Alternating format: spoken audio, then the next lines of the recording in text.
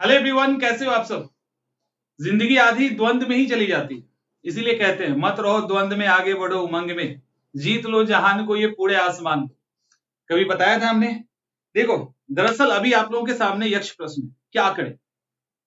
SDM बने या teacher बने या दोनों बने, है ना।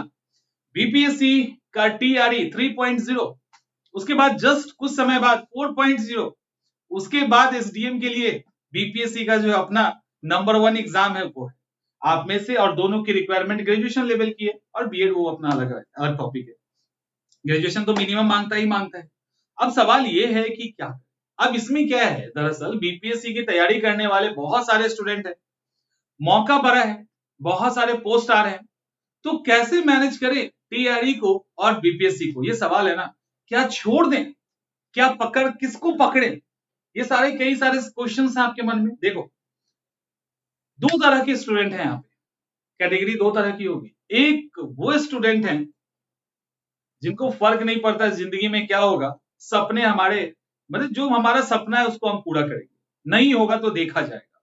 अगर इस तरह के आप में से कोई जुझारू स्टूडेंट है तो डेफिनेटली बीपीएससी के लिए अप्रोच कीजिए, कोई दो राय नहीं है। लेकिन दूसरी तरफ ऐसे भी स्टूडेंट्स हैं जिनकी परिस्थितियां अलग है, उनको लगता है कि नहीं, हमें एक जॉब की निहायत ही जरूरत है, पता चलेगा शादी ही नहीं होगी, जॉब नहीं मिला तो फिर क्या होगा, समझ में आ रहा है। कई सारे हैं तो उनको जॉब की जरूरत है, लिटरली बहुत कुछ जरूरत है। अब उनके सामने टीआरई एक बेहतर ऑप्शन है, क्यों नहीं, क्योंकि उनके पास वो क्वालिफिकेशन है, वहां अगर एफर्ट करते हैं तो एक सीट पक्का है, वैकेंसी बहुत अधिक है। ये कॉन्फिडेंस बीपीएससी में नहीं आता, ऑब्वियसली नहीं आएगा, इतना बड़ा एग्जाम है, कुछ भी हो सकता है टाइप की चीजें। यहाँ पे ऑलमोस्ट सियोरिटी है कि नहीं, हम एग्जाम देंगे तो चांसेस है कि इस बार क्रैक कर लेंगे। अब ये स्थिति है, यानी एक तरफ जिनको नौकरी चाहिए कोई भी हो जाए, दूसरी तरफ वो हैं जिनको बीपीएससी ही जैसा नौकरी चाहिए या यूपीएससी जैसा चाहिए, फिर वो क्या करे और क्या दोनों को एक साथ निकाला जा सकता है, ये आपके सामने यक्ष प्रश्न है ना। वैसे टीआरए के सिलेबस को मैंने बहुत नहीं देखा था, तो चूंकि आप ही के कारण मैंने उसको अच्छे से देखा है सिलेबस को। देखिए, टीआरई का जो सिलेबस है उसको मैंने थोड़ा सा नोट डाउन भी कर लिया है, इसीलिए कि बताने में आसानी होगी। टीआरई को लेकर 1 to 5 है, 6 to 8 है, 9 to 11 है और 11-12 के बीच में। ठीक है, टीआरई के सिलेबस को अगर हम ठीक से एनालाइज करें तो 1 to 5 में, और 1 to 5 से लेके जितना भी है उसमें एक तो लैंग्वेज पेपर है, और वो लैंग्वेज पेपर कंपलसरी है, 30% लेके आएंगे तो वहां निकल जाएंगे, तो कोई बड़ा मुद्दा वो है नहीं। उसके बाद 1 to 5 में मैथ है, मेंटल एबिलिटी है, सामान्य जागरूकता, नेशनल मूवमेंट, ज्योग्राफी, एनवायरमेंट, ये दिया हुआ है।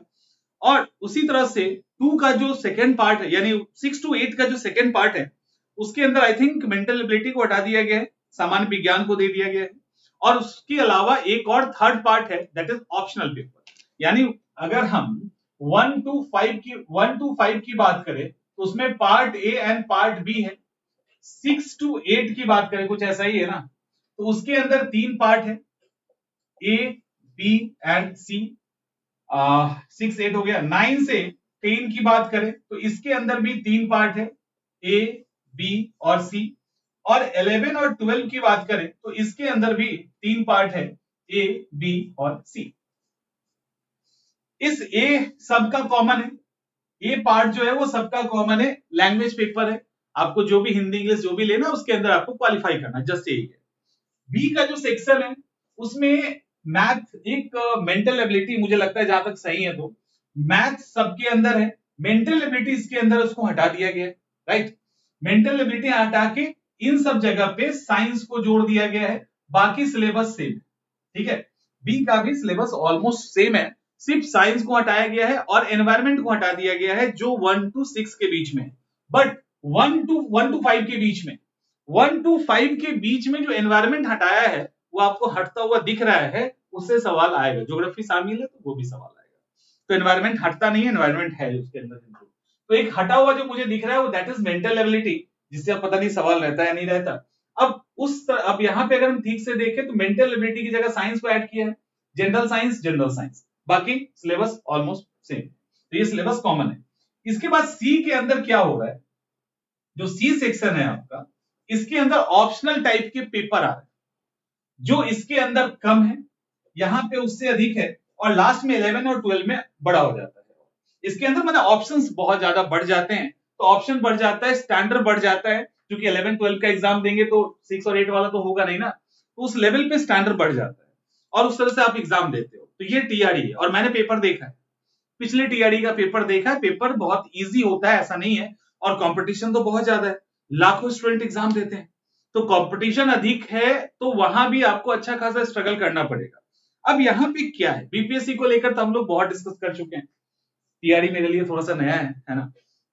अब बीपीएससी के अंदर क्या है, बीपीएससी में आपको polity, history, geography, economics, current affairs, Bihar special, ऐसे बहुत सारे टॉपिक को कवर करना है। अगर हम सिमिलर यहाँ पे कुछ ढूंढने की कोशिश करें तो सिमिलर में थोड़ा सा मैथ दिखेगा, यानी गणित दिखता है, स्वतंत्रता संग्राम जो मॉडर्न हिस्ट्री का है, फ्रीडम स्ट्रगल, और क्या है, भूगोल, पर्यावरण, करंट अफेयर्स तो है नहीं, पर्यावरण और विज्ञान, ये आपके वो कॉमन टॉपिक हैं जो बीपीएससी में भी है और टीआरई में भी है, यही है ना, बीपीएससी और टीआरई के अंदर कॉमन टॉपिक है। और एक बात बताऊं, ये जो कॉमन टॉपिक, इसको जब आप पढ़ेंगे तो बीपीएससी में काम आएगा, आप ये पढ़ोगे तो बीपीएससी में काम आना है। तो जब आप ये पढ़ रहे होंगे, मैथ्स को लेकर मैथ्स को मैं छोड़ के ही चलता हूं, उसके पीछे कारण है कि जिनका है वो तो कर लेंगे, जिनका नहीं है, टीआरई के लिए नहीं बोल रहे, हम बीपीएससी के लिए बोल रहे हैं, जिनका है उनके लिए तो ठीक है, जिनका नहीं है तो वो यहां जो सिर्फ फोड़ेंगे मैथ को ठीक करना है, मैथ ऐसे ही ठीक तो होता नहीं है, उसकी जगह पे और सब्जेक्ट पे काम करोगे तो ठीक हो जाएगा। तो खैर, जब टीआरई के लिए आप मैथ्स पढ़ ही रहे हो तो बीपीएससी का काम आपका ऑलमोस्ट हो ही जाना है। तो जो भी टीआरई दे रहे हैं वो इस सेक्शन को, जितने भी यहाँ पे दिख रहा है, टीआरई जो दे रहे हैं सारे सेक्शन को ही मजबूत करेंगे, लेकिन जब टीआरई को आप पढ़ रहे होंगे ना, उस दौरान आप इन सब पे जब माने इन सबको जब पढ़ोगे, इस पे थोड़ा सा ज्यादा जोर दे देना, ठीक है, थोड़ा अच्छे से तैयार कर लेना। और खास करके आप में से जो 9 10 और 11 12 में ऑप्शनल पेपर जो उनका है, जो ऑब्जेक्टिव ही होता है, उसको जब तैयार कर रहे होंगे, कोई भी आपका पेपर हो, वो हिस्ट्री हो, ज्योग्राफी हो, पॉलिटी हो, तो उस समय भी आपका एक बड़ा सेक्शन बीपीएससी का कवर हो जाएगा। लेकिन सिर्फ इससे बात तो बनेगी नहीं, क्योंकि बीपीएससी में एंशिएंट हिस्ट्री भी है, मेडावल हिस्ट्री भी है, साइंस एंड टेक से भी सवाल आएगा आपसे वहां पे, करंट अफेयर्स के सवाल है, बिहार स्पेशल के सवाल है, मतलब इसके बियॉन्ड आपको जाना पड़ेगा, जो ये है ना, इसके बियॉन्ड आपको जाके एक अच्छी खासी तैयारी करनी होगी। तो क्या कहते हो, टीआरई छोड़ दिया जाए, बीपीएससी को पकड़ लिया जाए, या बीपीएससी छोड़ के टीआरई पकड़ लिया जाए? देखिए,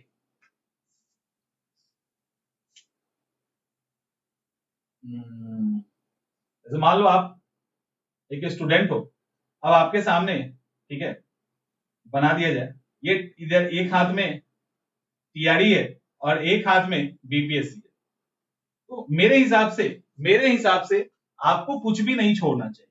क्यों छोड़ोगे, क्यों छोड़ेंगे आप जिस स्टेट से बिलोंग करते हैं वहां पे अपॉर्चुनिटीज कम, संभावनाएं कम, बहुत सारे सर्कमस्टांसेस है, ठीक है, बहुत सारी परिस्थितियां हैं, जो एक्चुअल प्रॉब्लम है, मैं समझता हूं बहुत सारी लड़कियां जो एग्जाम दे रही है उनके साथ अलग प्रॉब्लम है, लड़कों के साथ अलग प्रॉब्लम। लड़कों को पैसा कमाना है, लड़कियों को नहीं होगा तो उनकी शादी कर दी जाएगी, उनको पढ़ने का समय नहीं मिलेगा, मौका नहीं मिलेगा, ये एक्चुअल प्रॉब्लम है।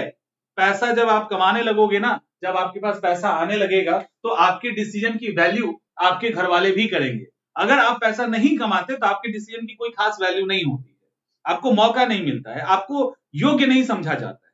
तो पैसे कमाने जरूरी है, और उसमें भी अगर बिहार जैसा स्टेट या ऐसे स्टेट जहां पे सरकारी नौकरी का एक क्रेज है, चाहे प्यून ही क्यों ना बन जाए, तो वैसी स्थिति में टीआरई एक बेस्ट विकल्प है। तो टीआरई के अंदर एकदम एफर्ट कीजिए और उसको निकालिए, लेकिन बीपीएससी नहीं चूकेगा, घबराओ मत।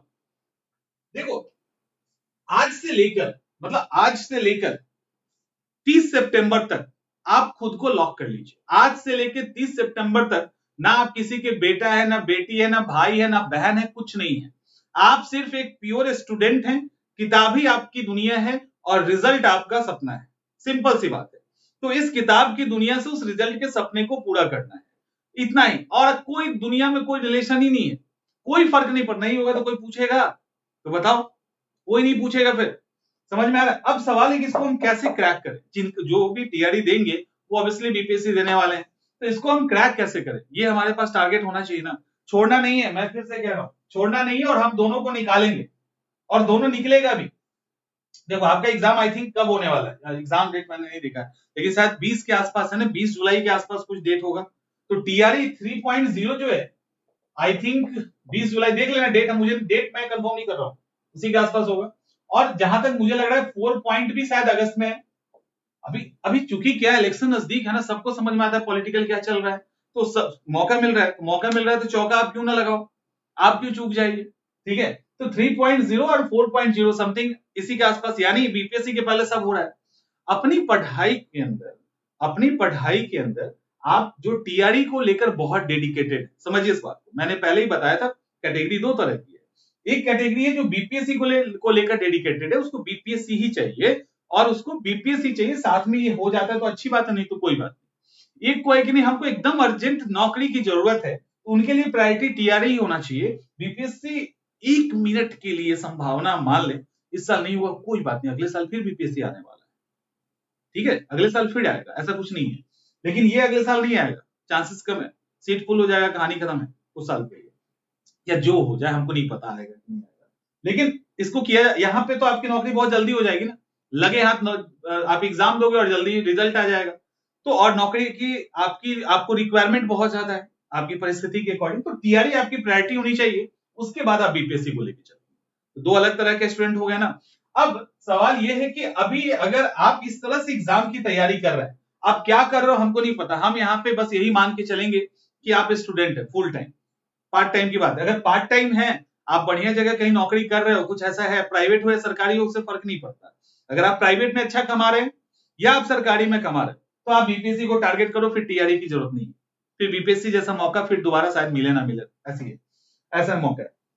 लेकिन और प्राइवेट भी कर रहे हो तब भी कोई फर्क नहीं पड़ता, प्राइवेट आप कर रहे हो अपने टैलेंट के बल पे, और आप मतलब आपको लगता है कि नहीं आप कंटिन्यू रह जाओगे तो कोई फर्क नहीं पड़ता, फिर टीआरई में जाके सिर फोड़ने की क्या जरूरत है।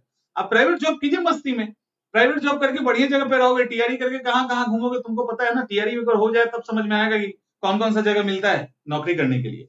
तो प्राइवेट वाले भी आप बीपीएससी को एफर्ट में लेकर मैंने बीपीएससी को अटैक करें। अब सवाल ये है, सवाल यहाँ पे ये है कि हम कैसे क्या करें। ठीक है, देखिए अब हम ये मान के चलेंगे, मैंने अभी बताया कि आप लोग प्योर स्टूडेंट, क्योंकि अगर आप, मैंने फिर से कहा कि अगर आप कहीं भी जॉब कर रहे हैं और वो जॉब ठीक ठाक आपके लिए है, तो फिर कोई एक एग्जाम को लेके आगे बढ़ो। लेकिन अगर जॉब नहीं कर रहे, स्टूडेंट हैं, क्योंकि स्टूडेंट हैं तभी तो टाइम निकालेंगे ना, जॉब करते हुए कितना टाइम निकालोगे, स्टूडेंट हैं तो हम ये मान के चलेंगे आपकी स्टडी अभी 12 आवर्स की होगी, 12 घंटे आपको पढ़ना मिनिमम, मैक्सिमम, क्योंकि 3 महीने, मैंने क्या कहा, 3 महीने आप सिर्फ स्टूडेंट हैं और ये किताबों की दुनिया आपकी दुनिया है और आपका रिजल्ट सपना है। इस 3 महीने में सिर्फ आप पढ़ाई करेंगे और वो कम से कम 12 घंटे का हो, आंखें खोलकर जग कर जैसे भी हो पानी मुंह पे मार के आपको पढ़ाई करना, कम से कम 12 घंटा। इस 12 घंटे में जो भी आपकी प्रायोरिटी है, अगर आपकी प्रायोरिटी टीआरई है या बीपीएससी है, अगर मान लो ये है, तो इसको आप 8 घंटे देंगे, इसको आप 4 घंटे देंगे, ये आपका अभी चलेगा, राइट। कोई नहीं, पावर कट गया चलेगा, रुकना नहीं है, बस यही चीज देखो, अभी पावर कट हो गया, अभी आ जाएगा, लेकिन रुकना नहीं है, परिस्थितियां विपरीत हो सकती है। अभी मैं पढ़ा रहा हूं, परिस्थितियां विपरीत हो गई, लेकिन रुकना नहीं है, चलते रहिए, चलते रहिएगा, फिर वो चीजें आपको फिर से नेचर जो है ना आपको कॉपरेट करेगा और सब कुछ ठीक हो जाएगा। तो टीआरई के लिए 8 घंटे और बीपीएससी के लिए 4 घंटे, जो बीपीएससी की तैयारी कर रहे हैं वो बीपीएससी के लिए 8 घंटे, टीआरई के लिए 4 घंटे निकालेंगे, ये आपका तरीका होना चाहिए। ठीक है, इसमें आपको यह देखना है कि कौन से टॉपिक कॉमन है, आपको कॉमन टॉपिक दिख गया, तो कॉमन टॉपिक को पढ़ते समय आपको टीआरई का भी ध्यान रखना है और बीपीएससी का भी ध्यान रखना है, वहां से उस टॉपिक को निकाल लीजिए, उसके बाद जो और एसेंशियल टॉपिक है उसको हम कैसे कवर करेंगे। अब यहां पे चूंकि सिलेबस बड़ा है, नो डाउट, और सिलेबस बड़ा है, कंपटीशन बड़ा है, दोनों ही तरफ, टीआरई के लिए भी और बीपीएससी के लिए भी, तो यहां अभी थोड़ी सी स्ट्रैटेजिकल, देखो कॉन्फिडेंस नहीं रहेगा, मैंने कई बार बताया है, कॉन्फिडेंस नहीं रहेगा तो आप कितना भी पढ़ लोगे आपके काम का वो नहीं है, एग्जामिनेशन हॉल में आप गड़बड़ करेंगे और एग्जामिनेशन में फेल कर जाएंगे। एक तो आपको कॉन्फिडेंस रखना है कि नहीं हम इसको कवर कर लेंगे, हो जाएगा, दिक्कत नहीं होगी, और दूसरा जब तैयारी करेंगे तो तैयारी को 2 फेज में बांट देना हमेशा, फेज 1 और फेज 2। फेज 1 इजी और फेज 2 डिफिकल्ट। देखो अभी हो सकता था हम रुक जाते, अरे लाइन कट गया, बेइज्जती हो गई अपनी, है ना, लाइन ही कट गया, जनरेटर चल गया नीचे, आ गया पावर। तो ऐसे ही होगा, आप कंटिन्यू रहो, छोड़ना मत, कंटिन्यू रहोगे कोई दिक्कत नहीं होगी, परिस्थितियां फिर से लौट के आएगी और आपको आगे निकालेगी। तो छोड़ना नहीं है, तबियत खराब हो गया पढ़ेंगे, समझ में आ रहा है, कुछ भी होगा हम पढ़ेंगे, इस 3 महीने हम पढ़ेंगे और कुछ नहीं। तो एक काम करिए, आप जब आप एग्जाम की तैयारी कर रहे हो तो इजी और डिफिकल्ट 2 सेक्शन में आपने सिलेबस को डिवाइड कीजिए, सिलेबस पे काम करो पहले, एग्जाम दोनों निकालना है, दोनों के सिलेबस पे आपको काम करना होगा। सिलेबस आपको पता होना चाहिए, सब्जेक्ट के टॉपिक आपको पता होना चाहिए, और सब्जेक्ट और सिलेबस के साथ साथ जो वो दोनों सब्जेक्ट और सिलेबस है उनके इजी सेक्शन को अलग कीजिए, मुश्किल सेक्शन को अलग कीजिए, इजी सेक्शन को अलग टाइम दीजिए, मुश्किल सेक्शन को अलग टाइम दीजिए, और एक टाइम प्योर टीआरई के लिए और कुछ टाइम उसी तरह से बीपीएससी के लिए रिवीजन के लिए डेली देना है, डेली देना है, और ये काम रोज करना है, समझ में आ रहा है, डेली करोगे ना, डेली। आप अभी से ये मत देखिए कि आप 20 तारीख को 20 जुलाई या जब भी एग्जाम है हम 20 जुलाई को एग्जाम देना, ऐसा नहीं सोचना है, वो सोचोगे तो प्रेशर आ जाएगा आपको, ऐसा नहीं, बिल्कुल नहीं। 30 सितंबर को एग्जाम नहीं, मतलब है 30 सितंबर को एग्जाम है कि भाड़ में गया एग्जाम, और 20 वाला भी भाड़ में गया, हमको उससे मतलब नहीं है। हमें क्या करना है, हमें आज से डेली तैयारी करनी है, सिंपल सी बात है। हमको इसको 1 महीने में या 20 दिन में ठीक तैयार कर लेना है।